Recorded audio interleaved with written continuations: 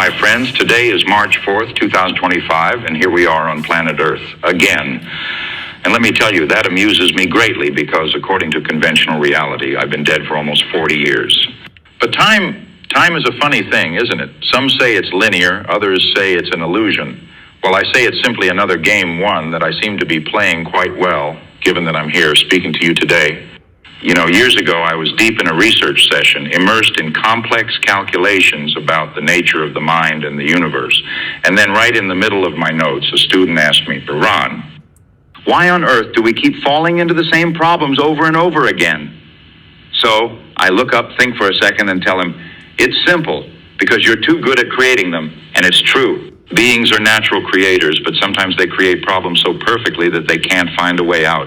They end up like a painter trapped in his own canvas, desperately looking for an exit when he was the one who painted the walls around him. And that's exactly what we're going to explore today, how we trap ourselves in our own creations, not only in the past, but also in the future. Because, my friends, time is not just a straight line, it's not even a loop. It's a vast field of opportunities where every decision we make, every postulate we create shapes our future before it even manifests. And guess what? That future is already recorded. There is a complete time track of everything that could happen, what we call the future track. The future track is the recording of everything that has not yet happened, from the present to eternity. It follows the same laws as the whole track, but with one major difference: time is not linear. It can move forward, backward, or even exist simultaneously at multiple points. In other words, instead of a single event happening at a given moment, multiple incidents can occur at the same time. But before we get into that, let's take a moment to look at one of the biggest mechanisms that trap us in time, the goal problem masses, GPMs.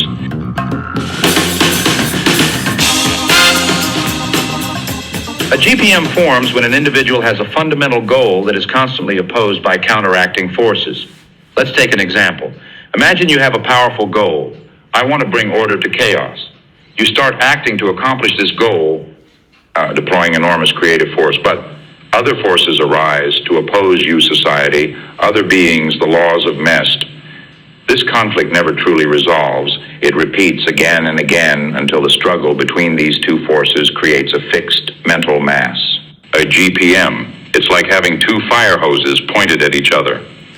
One sending a powerful jet toward your goal, the other relentlessly pushing back against you. Where the two jets meet, an enormous chaotic mass forms. And this mass doesn't fade over time, it remains fixed, trapping the being in a dynamic of repeated struggle and failure. And here's where it gets fascinating. GPMs don't just affect the past or present, or they also create the patterns that will shape your future.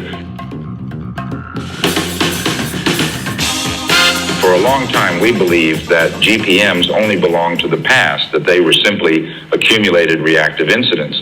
But what we've discovered with the future track is that GPMs also shape the future. Why? Because the future is not a blank page. The future track is a real mental structure, a projection of everything that could happen based on unresolved postulates and GPMs.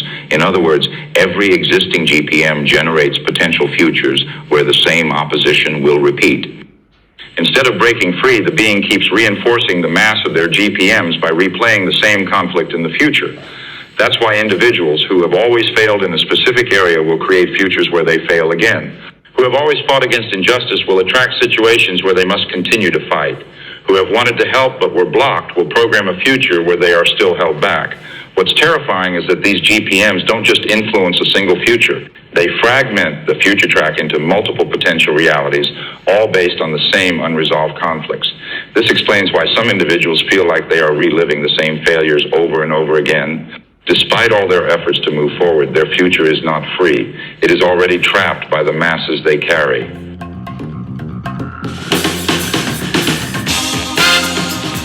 The implications are enormous. A human being has never been subject to a fixed destiny. What gave them that impression was the fixation of their GPMs in the past, present, and future. Today, we have a radical solution. Not just observing what was, but understanding how our GPMs shape what will be. Identifying how these cycles of struggle keep us in repetitive loops. Reconnecting with the fundamental power of the static, the ability to postulate a future without opposition. This is a major breakthrough in our technology. What we have realized is that GPMs are the very structure that binds an individual to time. By understanding their influence, we can reclaim our true role as creators, not only of the past and present, but also of the future.